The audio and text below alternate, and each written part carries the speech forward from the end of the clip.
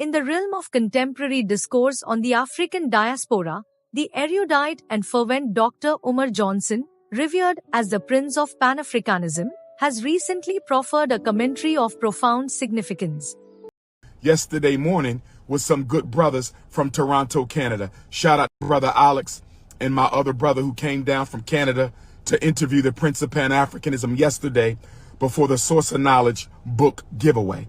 And one of the concerns that they brought up to me as a Pan-Africanist, as the leading Pan-Africanist, as the Prince of Pan-Africanism, they said, Dr. Umar, and I'm paraphrasing, the good brothers brought it to my attention that Kendrick Lamar's song, They Not Like Us, was interpreted by many American Africans to mean that African Canadians are not African, that African Canadians are not African, that African Canadians are not African. Let me say this to the entire African diaspora. Let me say this to the American African and the Canadian African. Let me say this to the American African and the Canadian African. Let me say this to the American African and the Canadian African. We are one people. We are one family. We have one common ancestry. We have one common origin. We have one common source. We are the original people. My American Africans, don't you alienate yourself from Canadian Africans. Canadian Africans, don't you alienate yourself from the American African. We are one family. We are the North American Africans.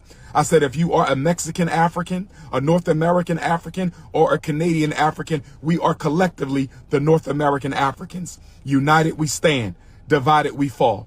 My Canadian brothers and sisters, they are my family. Toronto is my family. Montreal is my family.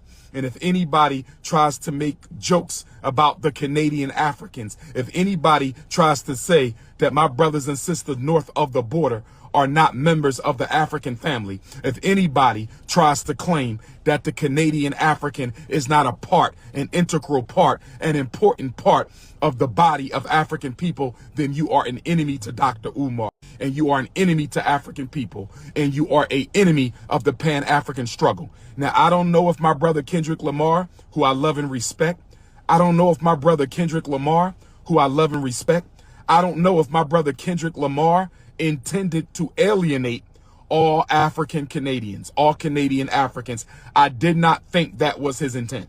I did not think that that was Kendrick Lamar's intent. I did not think that that was Kendrick Lamar's intent. I believe Kendrick Lamar was simply going at Drake for the beef. I did not think that the song They Not Like Us was a shot at all African Canadians. So I'm going to ask my brother Kendrick Lamar, can you please clear that up? I'm going to ask my brother Kendrick Lamar, can you please clear that up? I'm going to ask my brother Kendrick Lamar, can you please clear that up? Did you intend to slight all Canadian Africans when you said they not like us? Are you trying to say that Canadian Africans are different from American Africans? I don't believe Kendrick Lamar was trying to say that. I don't believe Kendrick Lamar was trying to say that. I don't believe Kendrick Lamar was trying to say that. But I do want my brother Kendrick to clarify, because according to my good brother Alex and my other brother from Toronto who interviewed me yesterday, according to them, many American Africans are insulting Canadian Africans. Many American Africans are going on the blogs with the Drake-Kendrick beef, and you are attacking and insulting Canadian Africans. I will not stand for that. I will not stand for that. No African should ever be the enemy of another African. United we stand, divided we fall. I stand in solidarity with Canada.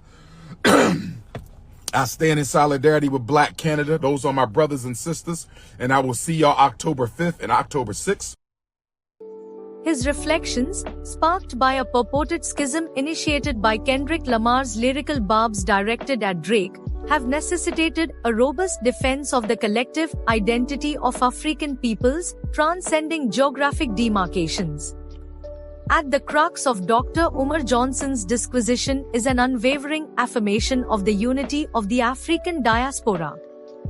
This unity, he asserts, is immutable and sacrosanct, rooted in a common ancestry that predates the artificial boundaries that now separate American Africans from their Canadian counterparts. The essence of his message is clear: The African identity is indivisible, and any attempt to fracture this unity is anathema to the Pan-African struggle. The historical context of Pan-Africanism is essential to understand Dr. Umar's stance. The movement, championed by luminaries such as Du Bois, Marcus Garvey, and Kwame Nkrumah, sought to unite all people of African descent against colonialism and racial oppression. Dr. Umar's invocation of this legacy underscores the timeless relevance of Pan-African unity in the face of contemporary challenges. Dr. Umar's panegyric to African unity is not merely rhetorical flourish but a clarion call to recognize the inherent oneness of all African peoples. His exhortation to American and Canadian Africans to eschew alienation is steeped in the historical consciousness of a shared struggle against oppression and a common origin that binds them inextricably. In the midst of the Drake-Kendrick Lamar contretemps, Dr. Umar's voice rises as a beacon of solidarity. He interrogates the intention behind Kendrick Lamar's contentious lyric, urging clarity to prevent the inadvertent alienation of Canadian Africans. Dr. Umar's insistence on a precise explication from Kendrick Lamar underscores his commitment to preserving the unity of the African family. Music has long been a powerful medium for activism and social commentary. Artists like Kendrick Lamar and Drake wield significant influence, shaping public perception and discourse. Dr. Umar's intervention highlights the critical role that musicians play in either bridging or widening divides within the diaspora. The discourse by Dr. Umar is suffused with an impassioned defense of Canadian Africans, whom he embraces unequivocally as kin. His solidarity with them is unwavering, and he decries any attempt to belittle or ostracize them as antithetical to the Pan-African ethos. The familial bond between American and Canadian Africans, he posits, is inviolable and must be defended against all divisive machinations. Dr. Umar's reiteration of unity, "United we stand, divided we fall," is not a mere aphorism but a foundational tenet of his Pan-African philosophy. He invokes this maxim to galvanize the African diaspora, urging them to transcend petty disputes and recognize their collective strength. His message is a potent reminder that the African identity, in all its diversity, is a singular, formidable force. The implications of division within the diaspora are profound. Fragmentation weakens collective political power and cultural solidarity, making it easier for systemic oppression to persist. Dr. Umar's call to unity is a strategic imperative to harness the full potential of the African diaspora in the fight for justice and equality. In addressing the specific context of the Kendrick Lamar-Drake feud, Dr. Umar deftly navigates the potential minefield of intra-diasporic conflict. He acknowledges the possibility that Kendrick's lyrics were a targeted diss aimed at Drake rather than a wholesale denigration of Canadian Africans. Nevertheless, he calls for clarity to dispel any ambiguity and prevent the perpetuation of divisive narratives. The reaction of American Africans to the Kendrick-Drake beef, as recounted by Dr. Umar, is a microcosm of a larger issue. The vitriolic exchanges in the blogosphere underscore the latent tensions within the diaspora, which Dr. Umar seeks to ameliorate through a reaffirmation of shared identity and purpose. His stance is unequivocal: no African should ever be the enemy of another African. Dr. Umar's Pan-African advocacy is holistic, encompassing all facets of the African diaspora.